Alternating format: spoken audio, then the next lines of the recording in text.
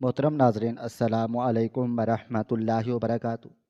सेठ रशीद गरीबों में राशन बांट रहा था कि अचानक एक लड़का एक बूढ़े आदमी का हाथ पकड़कर लाइन में खड़ा करके खुद चला गया। जब आखिर में उस बूढ़े की बारी आई तो वो बूढ़ा पसीने से तर हो चुका था। सेठ रशीद के पास राशन ख़त्म हो चुका था, इसलिए उसने बूढ़े का हाथ पकड़ा और अपने घर ले गया। गेट के करीब सेठ रशीद का 12 साला गूंगा बेटा अचानक उस बूढ़े आदमी को देखकर चिल्लाने लगा। सेठ रशीद ने जब पुलिस बुलवाई तो ऐसा इंकशाफ हुआ कि उसके कदमों तले ज़मीन निकल गई। दरअसल वो बूढ़ा वही शख्स था जिसने उस लड़के की। मैं खामोशी से डाइनिंग टेबल पर सर झुकाए खाना तनावल कर रहा था, जब अचानक मेरे बड़े भाई ने मेरे सामने से प्लेट उठाकर दूर की थी। मैंने उसकी तरफ सवालिया नज़रों से देखा। अचानक उसने मेरे मुंह पर एक ज़ोरदार थप्पड़ मारा था। मैं हैरान नज़रों से उसकी जानब देखने लगा था। मैं कुछ कहता इससे पहले ही वो मेरा बाजू थाम कर बोला, अपनी औकात में रहो। तुम क्या समझते हो ज़ुबान खोल नहीं रहे तो इसका मतलब है पूरे घर की हमदर्दी तुम्हें मिलेगी और बाबा जान तुम्हारी तरफदारी करेंगे। मैं तुम्हें अच्छे तरीके से समझा देता हूँ, ये घर अब मेरा है। इस घर पर राज भी मेरा होगा। तुम्हारी औकात यहाँ एक बेकार सामान की मानद है, तो बेहतर होगा बेकार सामान की तरह रहो। मेरा बाप बनने की ज़रूरत नहीं है। ये कहते ही इसने मुझे ज़ोर से पीछे की तरफ धकेला था और बाहर चला गया था, जबकि मैं अपने बड़े भाई की पुश्त हैरान नज़रों से देखने लगा था। वो कोई 5 साल का बच्चा नहीं था, बल्कि 25 साल का एक नौजवान लड़का था जिसकी एक हफ्ते के बाद शादी थी। उसने मेरे साथ ऐसा रवैया क्यों इख्तियार किया, ये बात मुझे बिल्कुल समझ नहीं आ रही थी। मैं अभी दोबारा अपनी प्लेट पास करता जब मेरी अम्मी की आवाज़ सुनाई दी थी, शहरोज़ बेटा, तुम ठीक हो बेटा? मैंने सर घुमाकर सिर्फ हाँ में गर्दन को हिला दिया था और वापस खाना तनावल करने लगा था। मैंने उनसे इशारे में ये सवाल भी नहीं पूछा था कि भाई ने मेरे साथ ऐसा बर्ताव क्यों किया। मैं अब ज़्यादातर खामोशी रहता था, क्योंकि ज़िंदगी ने इतने बड़े दुख दिए थे कि अब चुप रहना ही मुझे पसंद था। मेरी ज़ुबान ख़त्म नहीं हुई थी, ना मैं गूंगा था। बस एक हादसे ने मेरी आवाज़ छीन ली थी।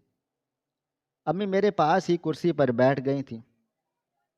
मैं कुछ कहता, वो मेरा हाथ हल्का सा दबाते हुए बोली, मैं साजिद की तरफ से माफ़ी मांगती हूँ।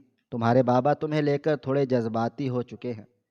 उनका इरादा तुम्हें दुबई लेकर जाकर इलाज करवाने का है। अब जिस दिन साजिद की बारात है उसी दिन तुम्हारी डॉक्टर से अपॉइंटमेंट मिली है। इसी वजह से तुम्हारा भाई तुम पर गुस्सा कर रहा है। उसका कहना है कि मेरे इतने अहम दिन पर अगर बाबा जान चले गए तो बिला वजह सब बातें बनाएंगे। सब बोलेंगे कि इस रिश्ते से तुम्हारे बाबा राज़ी नहीं हैं, और तुम जानते हो जहाँ तुम्हारे भाई ने लड़की को पसंद किया है वो लोग कितने बड़े ड्रामेबाज हैं। बस इसी वजह से उसका दिमाग घूम गया है। लेकिन मैंने अब भी कोई इशारा नहीं किया था। ये मेरे लिए एक बहुत ही मामूली सी बात थी। बाबा जाते तब भी बेहतर था, बाबा नहीं जाते तब भी मुझे कोई फ़र्क नहीं पड़ने वाला था। मेरी ज़ुबान को बंद हुए 1.5 साल बीत गया था। मेरे बाप और मेरी माँ ने मेरी ज़ुबान को खोलने के लिए बहुत जद्दोजहद की थी, लेकिन मैं जानता था कि यह ज़ुबान अब कभी भी नहीं खुलेगी, क्योंकि जो दर्द मैंने 1.5 साल पहले बर्दाश्त किया था आज भी मेरी आंखों में किसी फिल्म की मानद चलता है। अम्मी मुझे देखते हुए बोली, तुम एक काम करो, अपने बाबा जान से बोलो कि वो अपॉइंटमेंट कैंसिल कर दें। अगले महीने तुम उनके साथ दुबई चले जाना, और मैं तुम्हारे लिए रिक्वेस्ट करूंगी कि तुम्हें वहाँ थोड़े दिन ठहरने का मौका मिले। किसी बहाने तुम दुबई घूम फिर आना। मैंने इस बार भी कोई जवाब नहीं दिया था। शायद अब उनकी इंतहा हो गई थी। अचानक ही इन्होंने मेरा बाजू थामा था और मेरा चेहरा ऊपर करते हुए बोली, शहरोज़, मैं तुमसे बात कर रही हूँ। क्या माँ की इतनी अहमियत नहीं है کہ اس کی بات سنی جائے۔ میں نے بہت آرام سے ان کا ہاتھ اپنے بازو سے ہٹایا تھا اور پلیٹ آگے کر کے اپنے کمرے کی طرف چلا گیا تھا۔ میں اب کسی سے کوئی امید نہیں رکھتا تھا، میرے لیے سب بے معنی تھے۔ آج تک جتنی تکلیف اور دکھ مجھے میرے اپنوں نے دیا تھا، میں مرتے دم تک وہ دکھ اور تکلیف بھول نہیں سکتا تھا۔ اگر 1.5 سال پہلے وہ لوگ میری تکلیف سمجھتے مجھے آدمی کے اس کے حوالے نہ کرتے تو آج میں ایسا نہ ہوتا۔ کمرے کا دروازہ بند کر کے میں دروازے کے ساتھ ہی بیٹھتا چلا گیا تھا۔ آنکھوں میں آنسو ہی آنسو تھے۔ میرے بھائی کا تھپڑ میرے گال پر بہت زور سے لگا تھا، لیکن میں نے اس درد کو نیچے برداشت کر لیا تھا، صرف اس لیے کہ میں اپنی مظلومیت کا ڈرامہ کسی کے سامنے نہیں کرنا چاہتا تھا۔ میرے بھائی کا کہنا تھا کہ میں سب سے ہمدردی لیتا ہوں، لیکن حقیقت اس کے برعکس تھی۔ میں ہمدردی کبھی نہیں لیتا تھا، میں اپنی تکلیف کسی کے سامنے بیان نہیں کرتا تھا۔ اگر اس گھر میں کسی سے بات کرتا تھا تو وہ صرف بابا تھے، اور وہ بات بھی صرف ہاں اور نہیں میں ہوتی تھی۔ آج تک میں نے کسی کے سامنے بیٹھ کر اپنے دل کا حال بھی بیان نہیں کیا تھا، صرف اس لیے کہ میں اپنی ذات سے کسی کو تکلیف نہیں پہنچانا چاہتا تھا۔ اگر آج میں ان لوگوں کو اپنی حقیقت بتاؤں کہ 1.5 سال پہلے میرے ساتھ کتنا بڑا ظلم ہوا تھا، وہ سب خون کے آنسو روئیں گے۔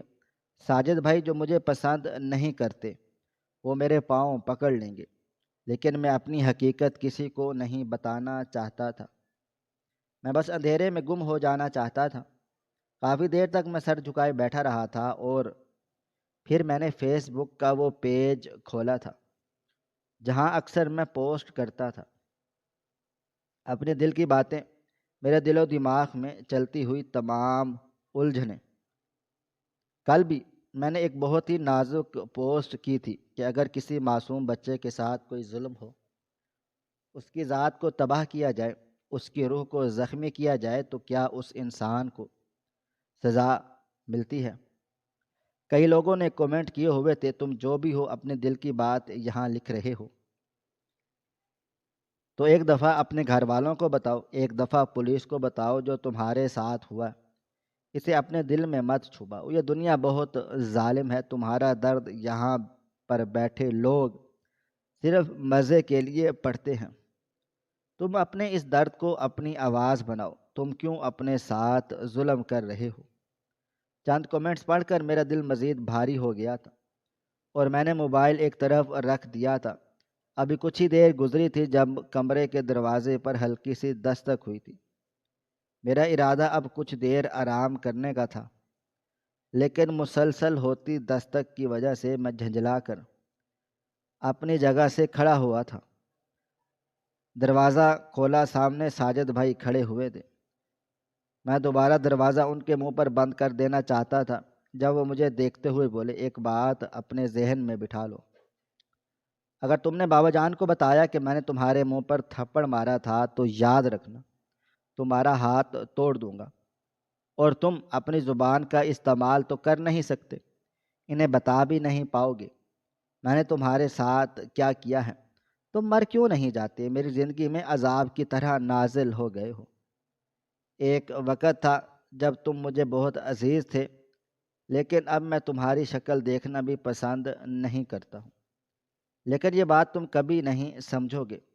یہ کہہ کر وہ اپنے کمرے کی طرف چلا گیا تھا۔ مجھے اچانک ہی اس کے الفاظ اندر تک چبھے تھے، تم مر کیوں نہیں جاتے۔ یہ الفاظ نہیں تھے ایک بھائی کے لیے، ایک خنجر تھا جو اندر تک چبھا تھا۔ کچھ دیر تک میں بالکل خاموشی سے اس جگہ کو گھورتا رہا تھا جہاں ساجد بھائی کھڑے ہوئے تھے، اور پھر دروازہ بند کر کے بستر پر لیٹ گیا تھا۔ نہ چاہتے ہوئے بھی میری آنکھ کے کونے سے آنسو بہہ کر میرے بالوں میں جذب ہو گیا تھا۔ انسان کتنا بے بس ہوتا ہے جب اس کے خلاف اس کے اپنے ہو جائیں۔ میں اس گھر میں موجود کسی بھی شخص کو اپنا نہیں مانتا تھا، کیونکہ جب مجھے ان کی ضرورت تھی، جب انہیں چاہیے تھا کہ مجھے اس طرح سے تنہا نہ چھوڑیں، تب ان لوگوں نے میری پرواہ نہیں کی۔ تو اب میں ان سب کو کیوں سمجھوں؟ یہ سوچتے سوچتے میں کب گہری نیند سویا مجھے کچھ پتہ نہیں چلا تھا۔ وقت کی رفتار نہ کبھی تھم سکی ہے اور نہ کبھی تھم پائے گی۔ میری آنکھ بابا جان کی آواز سے کھلی تھی۔ کچھ دیر تک ایسا لگا جیسے کوئی دور سے پکار رہا ہو، لیکن جیسے جیسے دل و دماغ بیدار ہونے لگا تھا میں نے آنکھیں کھول دی تھی۔ بابا جان بالکل میرے پاس بیٹھے ہوئے تھے، میرے بالوں کو آہستہ آہستہ سہلا رہے تھے۔ چند لمحے تک میں خالی نظروں سے ان کو دیکھتا رہا تھا اور پھر ہاتھ کے بل پر اونچا ہو کر بیٹھ گیا تھا۔ چند لمحے وہ خاموش رہے اور پھر مجھے دیکھتے ہوئے بولے، تمہاری ماں بتا رہی ہے ساجد نے تمہیں تھپڑ مارا ہے۔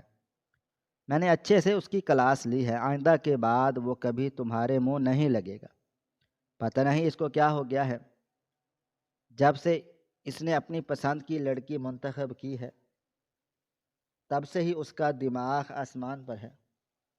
خیر میں نے بھی کہہ دیا ہے، اگر تمہارے لیے تمہاری ہونے والی بیوی عزیز ہے تو مجھے میری دوسری اولاد عزیز ہے۔ جو غلطی میں پہلے کر چکا ہوں اس غلطی کو اب میں دوبارہ دہرانا نہیں چاہتا، اس لیے میں تمہیں اسی دن لے کر جاؤں گا جس دن کی ڈاکٹر نے اپوائنٹمنٹ دی ہے۔ بابا جان کی بات سن کر میں نے اب بھی کوئی جواب نہیں دیا تھا۔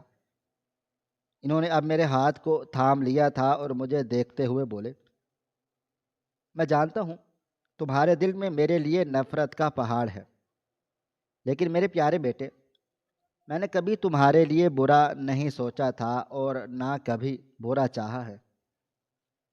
جیسے ساجد میرے لیے عزیز ہے اس سے بڑھ کر تم میرے لیے عزیز ہو۔ یہ بات اپنے دل اور ذہن سے نکال دو کہ تمہارا باپ تم میں اور اپنے بڑے بیٹے میں فرق کرتا ہے۔ میرا دل کیا میں ان کے منہ پر یہ بات کہہ دوں کہ آج تک آپ نے میرے لیے کیا ہی کیا ہے، لیکن میں نے صرف سر نفی میں ہلا دیا تھا اور برابر میں رکھی ہوئی نوٹ بک اٹھا کر قلم سے لکھنا شروع کر دیا تھا۔ میں واقعی کسی کا ایونٹ خراب نہیں کرنا چاہتا تھا۔ مجھے معلوم تھا میں زندگی بھر اسی طرح اپنی زبان بند رکھ کر زندگی کاٹ لوں گا، لیکن جو بول سکتا ہے، جس کی خوشیاں اس کے دروازے پر کھڑی ہیں، میں اس کی خوشیوں کو آگ نہیں لگاؤں گا۔ میں نے تحریر لکھ کر بابا کی طرف اپنی کتاب بڑھا دی تھی۔ چند لمحے تک وہ اس کتاب کو دیکھتے رہے تھے اور پھر مجھے دیکھتے ہوئے بولے، تم ایسا کیوں سوچتی ہو؟ میرا دل کیا آج میں اپنی زبان کھول کر اپنے دل کا حال اپنے باپ کے سامنے رکھ دوں، لیکن میں نے آج بھی اپنی زبان کو نہیں کھولا تھا۔ میں نے ایک بار پھر لکھ کر بولا تھا کہ میں اپنی ذات سے کسی کو تکلیف نہیں دینا چاہتا۔ ساجد بھائی، اپنی شادی آپ کے اور امی جان کی موجودگی میں کرنا چاہتے ہیں۔ اگر آپ کو میرا علاج کروانا ہے، میری زبان واپس درست کروانی ہے تو آپ اپنے کسی ملازم کے ہمراہ مجھے دبئی بھیج دیں، مجھے کوئی پرواہ نہیں ہے، لیکن آپ میرے بھائی کی شادی میں رہیں گے، یہ اس کا حق ہے۔ شادی بار بار نہیں ہوتی، شادی صرف ایک دفعہ ہوتی ہے اور ہر انسان کا حق ہے وہ اپنی شادی خوش ہو کر کرے۔ میری وجہ سے ان کا دل جلے گا اور میں ایسا کچھ بھی نہیں چاہتا۔ میری تحریر پڑھ کر بابا جان نے مجھے اداس نظروں سے دیکھا تھا اور پھر بولے، اگر ممکن ہوتا اپوائنٹمنٹ کینسل کروانا تو میں کر کے اگلے دن کی رکھ لیتا، لیکن واقعی اس ڈاکٹر سے بار بار ملاقات نہیں ہو سکتی۔ میں کام کرتا ہوں، تمہیں اپنے ایک ذاتی بندے کے ساتھ بھیج دیتا ہوں، لیکن دیکھو تم اداس نہ ہونا کہ تمہارے بابا نے تمہیں ایسے موقع پر چھوڑ دیا۔ میرے دل میں یکدم سے یہ خیال پیدا ہوا تھا کہ میں انہیں بولوں، آپ نے 1.5 سال پہلے بھی تو مجھے اکیلا چھوڑا تھا، تب آپ کا دل نہیں کانپا تھا؟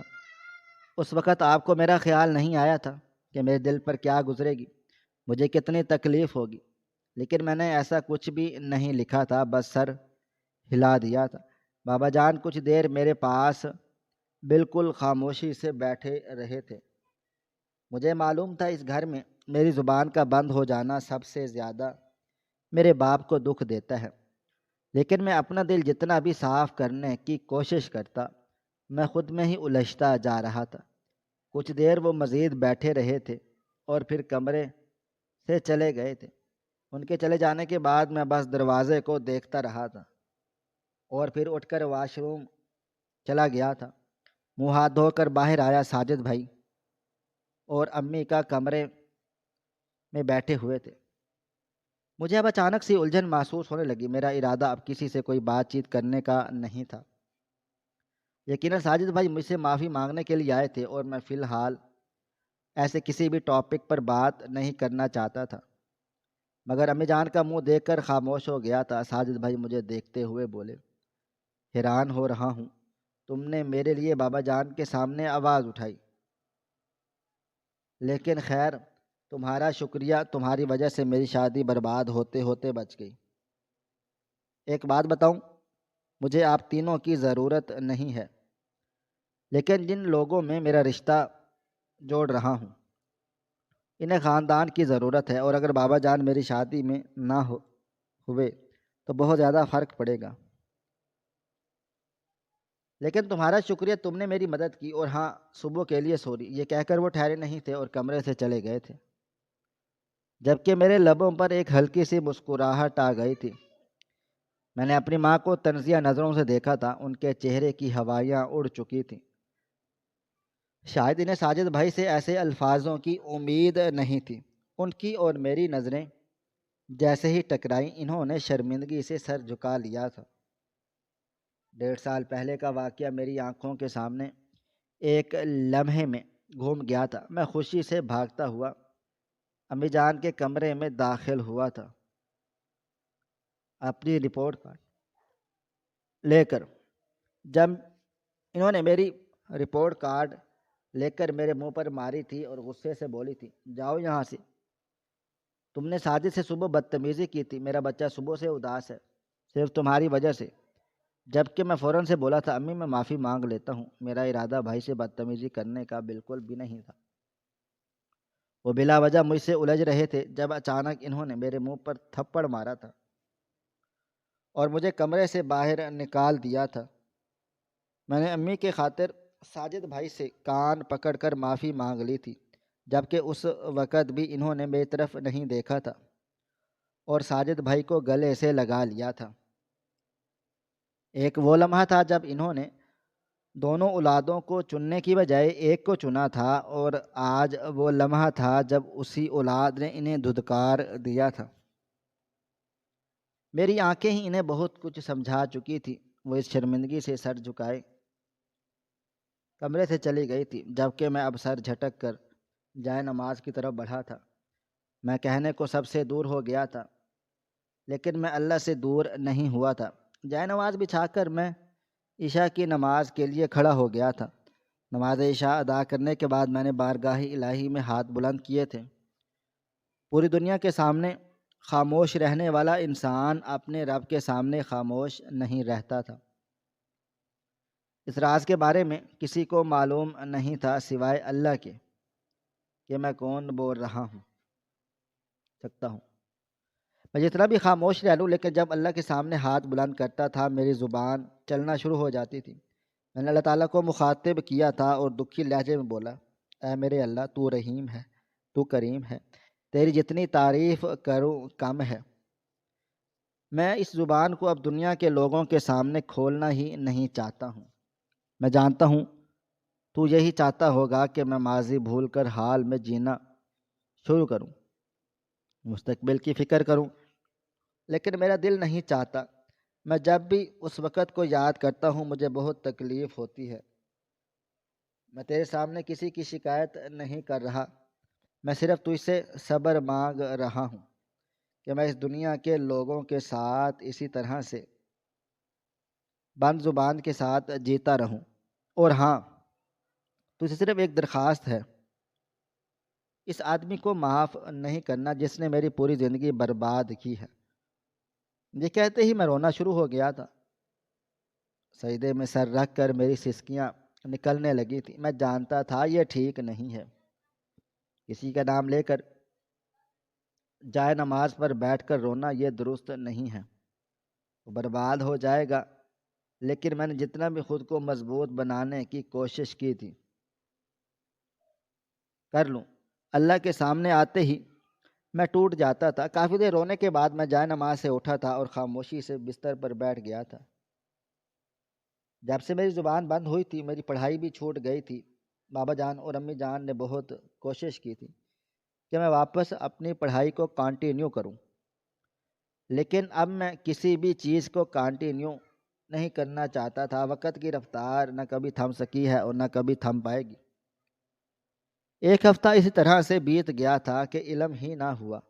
ساجد بھائی اپنی تیاریوں میں مگن تھے، بابا ان کے ساتھ ساتھ ہوتے تھے اور امی دعوت نامے میں ہی لگی رہتی تھی، جبکہ صرف ایک میں تھا جو اپنے کمرے میں بند رہتا تھا۔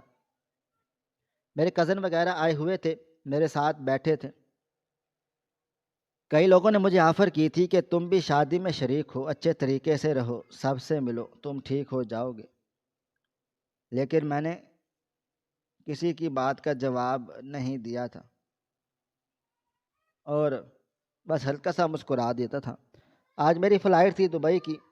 میرا دل بہت بوجھل ہو رہا تھا۔ میرا ارادہ دبئی جانے کا نہیں تھا، لیکن امی اور بابا کی شکل دیکھ میں راضی ہو گیا، اور ویسے بھی گھر میں ہوتی بھیڑ نے مجھے بے چین کر دیا تھا۔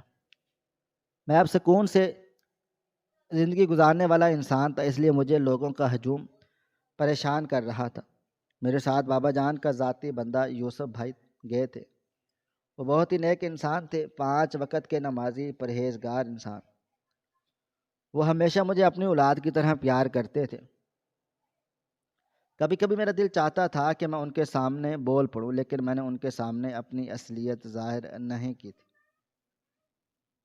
میں نے اپنے لیے ہوائی جہاز میں سب سے پچھلی نشست منتخب کی تھی اور کانوں میں ہیڈ فون لگا کر ایک رسالہ دیکھنے لگا تھا۔ میں دنیا سے بالکل الگ تھلگ رہتا تھا۔ اچانک اس رسالے میں ایک چھوٹی سی تحریر تھی: جو لوگ اپنی روح بیچ دیتے ہیں وہ ساری زندگی صرف اذیت میں رہتے ہیں، وہ کبھی بھی اس اذیت کو بھول نہیں پاتے۔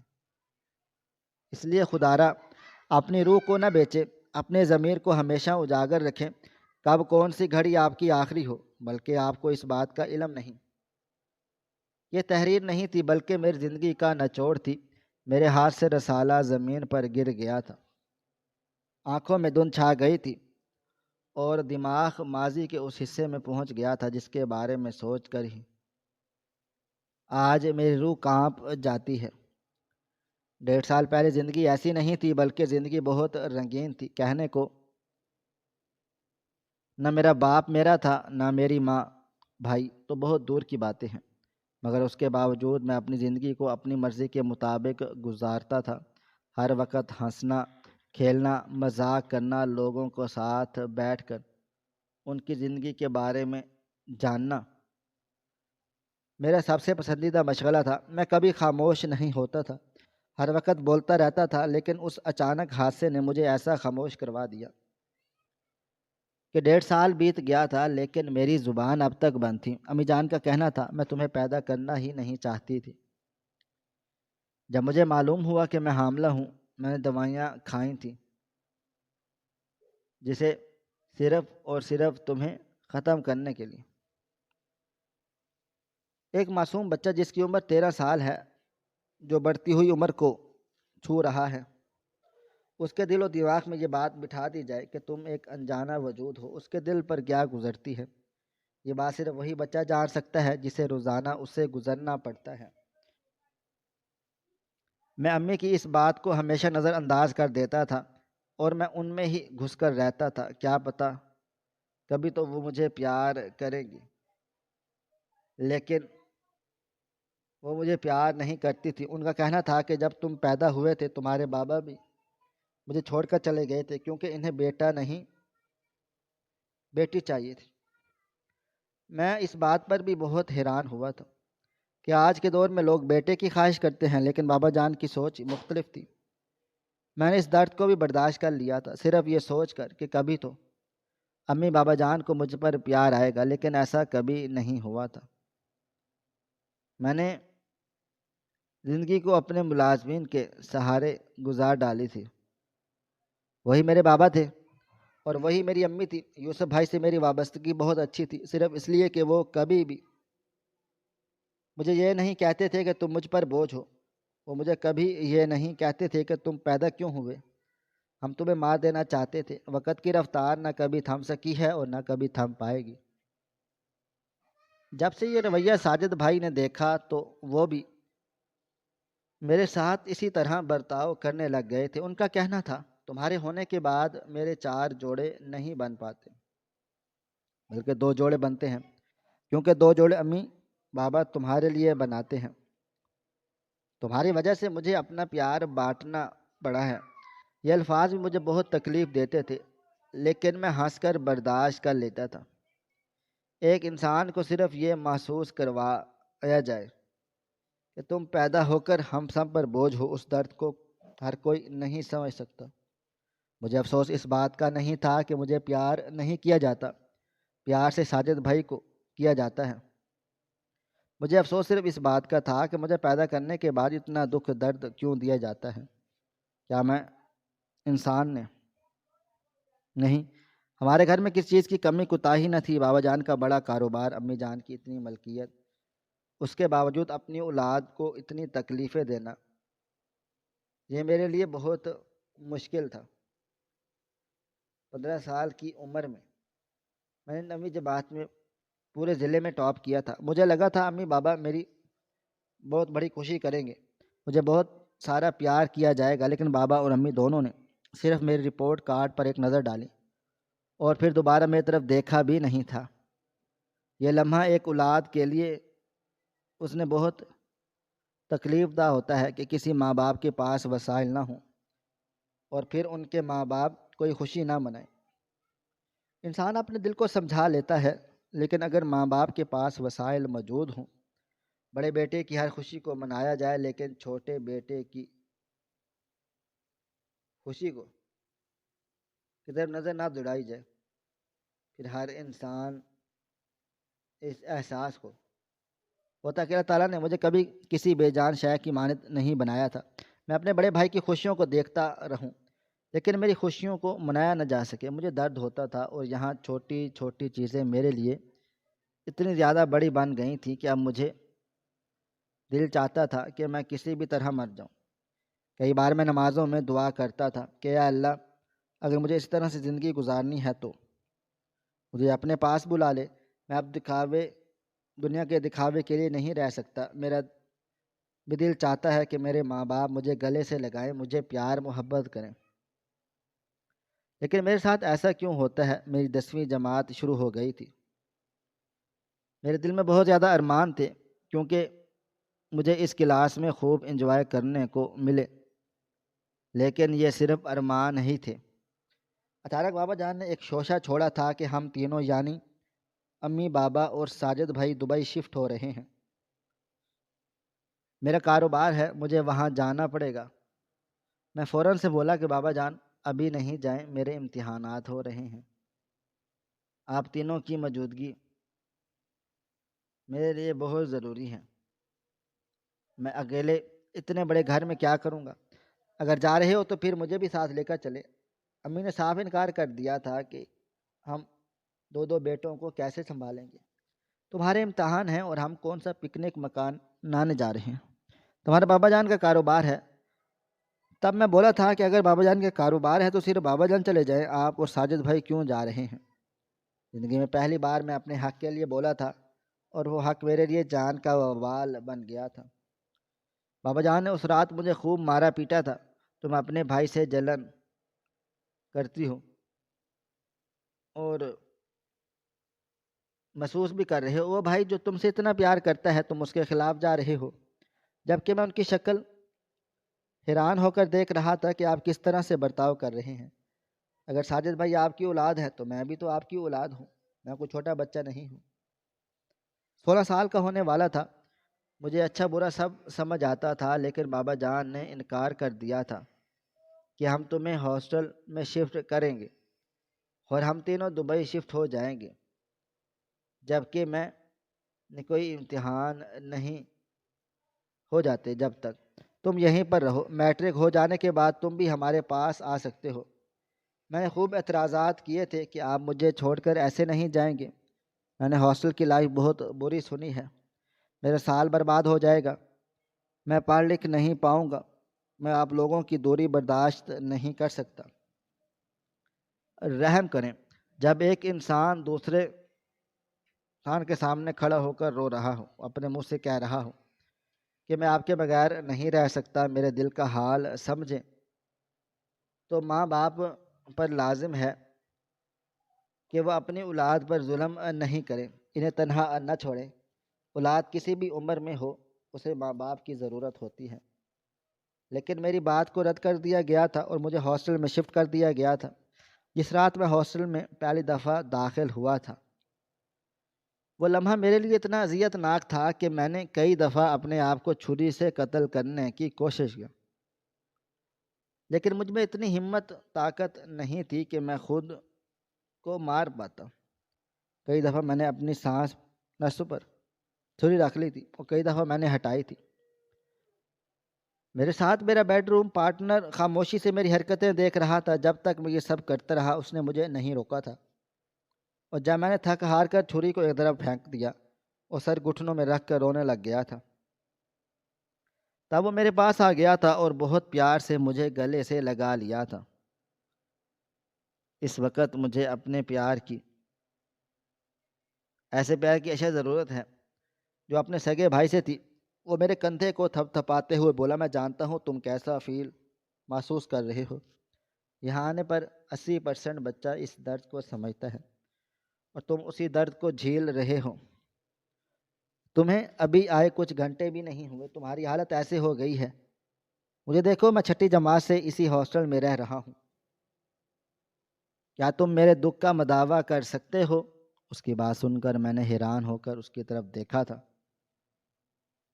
بولا، زندگی میں کئی دفعہ ایسے مقامات آ جاتے ہیں کہ انسان ٹوٹ کر بکھر جاتا ہے، لیکن حوصلہ انسان کو خود کرنا ہوتا ہے۔ اب تم مجھے ہی دیکھ لو، میں تو یہ حوصلہ کر رہا ہوں، کتنے سالوں سے ماں باپ سے، اپنی فیملی سے دور ہوں۔ تمہیں پتہ ہے میں کس بات سے خوش ہوں کہ کچھ مہینے بعد مجھے میرا خاندان واپس مل جائے گا اور میں اپنے شہر واپس چلا جاؤں گا۔ تم بھی اسی چیز کو لے کر خوش ہو جاؤ گی کہ کچھ مہینے بعد یہ 10ویں جماعت ختم ہو جائے گی اور تم بھی اپنے گھر کو لوٹ جاؤ گے۔ انسان کو اگر ماضی کا دکھ لگا رہے گا تو وہ کبھی بھی آگے نہیں بڑھ پائے گا۔ ہمیں حال میں اور اپنے فیوچر میں اچھے کی امید رکھنی چاہیے اور خوشی سے زندگی کو گزارنا چاہیے۔ اس کی باتوں نے مجھے کافی حوصلہ دیا تھا اور میں خاموش ہو گیا تھا۔ لیکن کہتے ہیں نا کہ ہر حوصلہ انسان کی زندگی کو یہ بہت مشکل پیدا کر دیتا ہے۔ وقت گزرا تھا اور 1 مہینہ بیت گیا۔ اس درمیان امی سے میری ملاقات صرف ایک دفعہ ہوئی تھی، بات ہوئی۔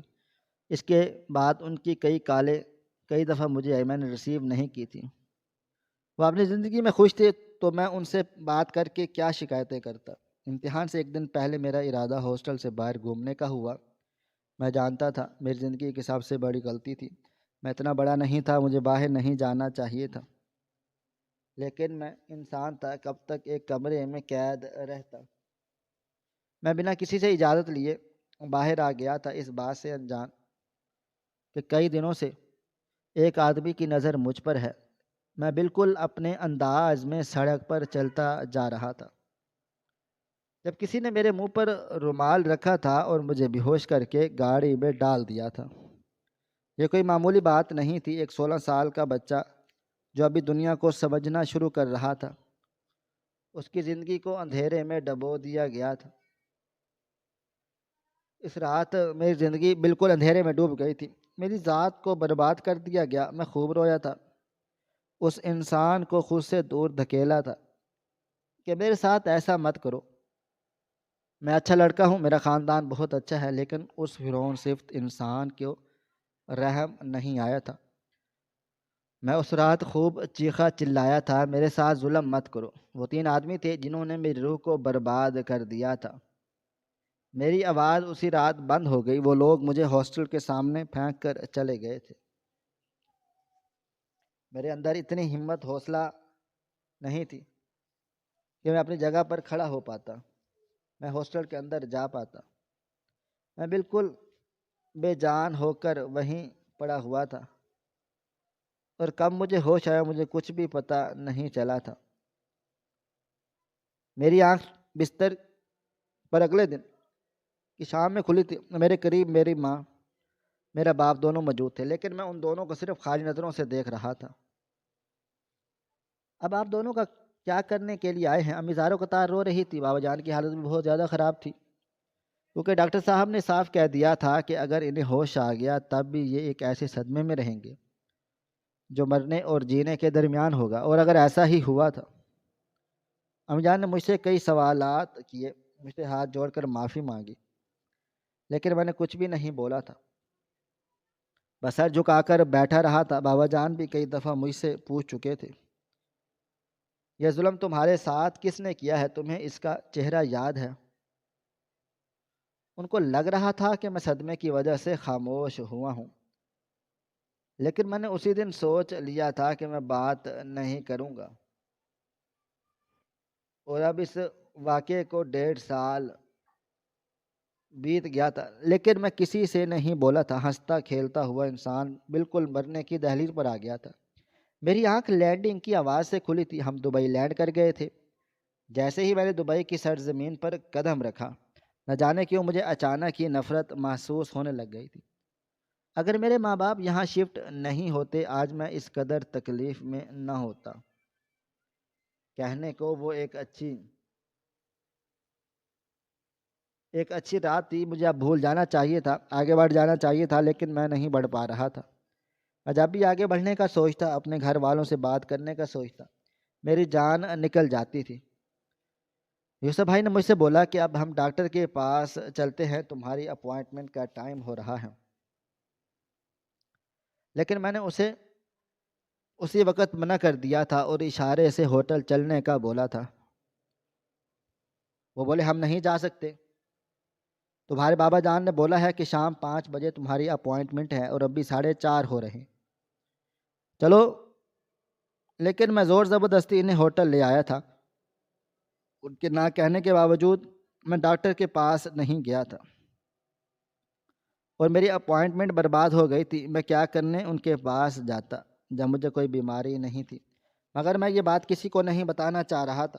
ہم 2 دن وہاں ٹھہرے تھے اور ساجد بھائی کی شادی پاکستان میں ہو چکی تھی، اور 2 دنوں کے بعد جب ہم لوگ واپس دبئی سے پاکستان آ گئے، میں جب گھر میں داخل ہوا بابا جان مجھ سے بہت زیادہ ناراض ہوئے تھے کہ میں نے تم سے یہ کیا حرکت کی ہے۔ میں نے تمہیں دبئی بھیجا کیوں تھا کہ تم ہر حال میں اس ڈاکٹر سے ملو، لیکن میں نے ان سے کوئی بحث مباحثہ نہیں کیا اور نہ ہی انہیں اشارے سے کوئی جواب دیا، بس خاموشی سے جا کر اپنے کمرے میں بند ہو گیا تھا۔ امی بابا نے مجھ سے بات کرنے کی کوشش کی تھی، لیکن میں نے کسی سے کوئی بات نہیں کی تھی۔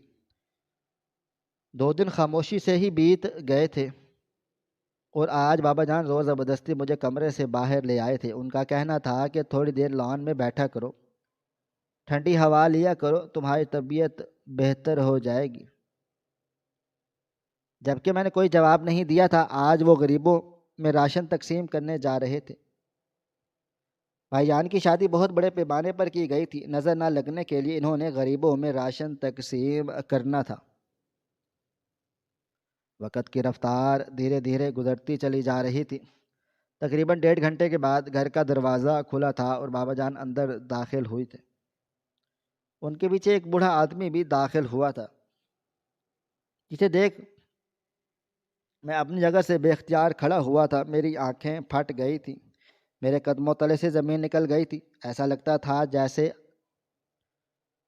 آسمان سر پر گر چکا ہو، کیونکہ سامنے کوئی اور شخص نہیں تھا بلکہ وہی آدمی تھا جس نے اس رات میری روح کو برباد کیا تھا، میری ذات کو برباد کر دیا تھا۔ بابا جان اس آدمی کو میرے قریب لے آئے تھے، جبکہ میرے قدم لاشعوری طور پر پیچھے ہوئے تھے۔ بابا جان مجھے دیکھتے ہوئے بولے، تمہاری عمر کا ایک لڑکا تھا اور راشن کی لائن میں اپنے باپ کو لگا کر چلا گیا، مگر جب انصاف کی باری آئی تو راشن ختم ہو گیا تھا۔ مجھے بڑا افسوس ہوا، اس لیے میں ان کو گھر لے آیا ہوں۔ اب کھانا وغیرہ یہ ہمارے ساتھ کھا لیں گے، پھر ان کو راشن دے کر رخصت کر دیں گے۔ جبکہ وہ بوڑھا بھی مجھے ہیبت ناک نظروں سے دیکھ رہا تھا۔ ماتھا پسینے سے تر ہو چکا تھا، وہ مجھے خاموش ایک ٹکٹکی باندھے میں اس آدمی کو دیکھتا رہا تھا۔ بابا جان مجھے بولے، کیا بات ہے، ایسے کیوں دیکھ رہے ہو؟ میں چند لمحے خاموش رہا اور پھر بابا جان کو دیکھتے ہوئے 1.5 سال بعد اپنی زبان سے ان کے سامنے بولا تھا کہ یہ وہی آدمی ہے جس نے آپ کے بیٹے کی زندگی کو برباد کر دیا تھا، یہ وہی انسان ہے جس نے میری زبان 1.5 سال پہلے چھین لی تھی، جس نے میری مسکراہٹ تباہ کی تھی، جس نے ایک ہنستا کھیلتا ہوا انسان اجاڑ ڈالا تھا۔ یہ وہی بدبخت ہے جس نے مجھے تباہ و برباد کر دیا تھا، میرے وجود کو، میری ذات کو بھنبھوڑ دیا تھا۔ ابا جان کو سمجھ نہیں آ رہا تھا کہ وہ کس طرح رد عمل کریں۔ میں بول چکا ہوں، اس بات پر خوشی منائیں یا اس بات پر افسوس کریں کہ ان کے برابر موجود شخص ان کے بیٹے کا مجرم ہے۔ اچانک ہی ساجد بھائی نے اس بوڑھے آدمی کو پیچھے سے پکڑ کر زمین پر دھکیل دیا تھا۔ بے شک ہم دونوں بھائیوں کے درمیان لاکھ اختلافات سہی، مگر میں ان کا سگا بھائی تھا۔ اچانک وہ اس بوڑھے آدمی کو لاش سے مارنا شروع ہو گئے تھے، جبکہ میں بالکل خالی نظروں سے اس منظر کو دیکھ رہا تھا۔ بابا جان کا حال بھی کچھ مختلف نہ تھا، انہوں نے بھی اس بوڑھے کو مارنا شروع کر دیا تھا، لیکن اب میرا ضمیر اس بات کی اجازت نہیں دے رہا تھا۔ میرا ہاتھ جو ہونا تھا وہ تو ہو چکا تھا۔ اگر اب اس آدمی کو مارا گیا اور یہ مر گیا تو بلا وجہ میرے دونوں بھائی اور باپ پر مصیبت میں آ جائیں گے۔ میں نے آگے بڑھ کر ان دونوں کو پیچھے کیا اور ساجد بھائی کو دیکھتے ہوئے بولا، اب ضرورت نہیں ہے مجھے آپ کے پیار کی، بہتر ہوگا آپ پیچھے رہیں، اور بابا جان آپ، جب مجھے آپ کی ضرورت تھی، جب آپ ہی نہیں تھے، تو بہتر ہوگا میرے مجرم کو آپ دونوں ہی نہیں ماریں۔ میرا حق بنتا ہے کہ میں اس آدمی پر ہاتھ اٹھانے کا، اس پر ظلم کے پہاڑ توڑنے کا، اور آپ دونوں کا نہیں، اس لیے سب پیچھے ہٹ جائیں۔ بابا جان نے مجھے دیکھتے ہوئے بولے، تم اس آدمی کو معاف کر رہے ہو، تمہیں اس نے گونگا کر دیا ہے، تم پہلے کے جیسے نہ رہے ہو، تم اس آدمی کو معاف کر رہے ہو۔ جب میں نے سر نفی میں ہلا دیا تھا اور ان کو دیکھتے ہوئے بولا، اگر میں نے اس کے ساتھ وہی کیا، اس کو مارا پیٹا، پولیس کے حوالے کیا، تو مجھ میں اور اس میں کیا فرق رہ جائے گا؟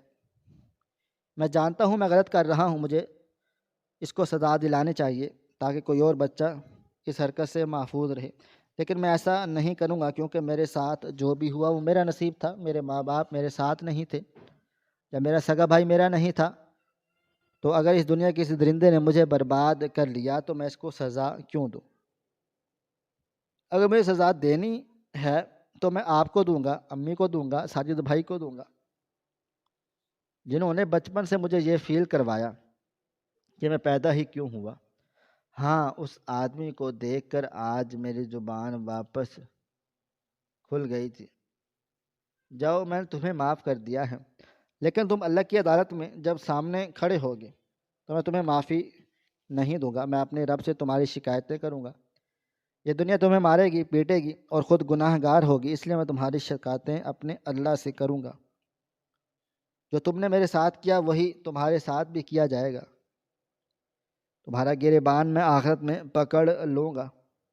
میں مزید کچھ کہتا جب اچانک وہ میرے پاؤں پکڑ کر معافی مانگنا شروع ہو گیا تھا،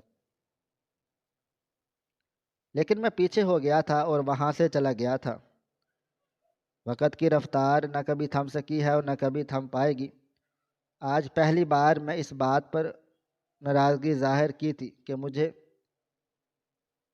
پیار کیوں نہیں ملا، ورنہ آج سے پہلے میں نے ایسا کوئی بھی تجربہ نہیں کیا تھا۔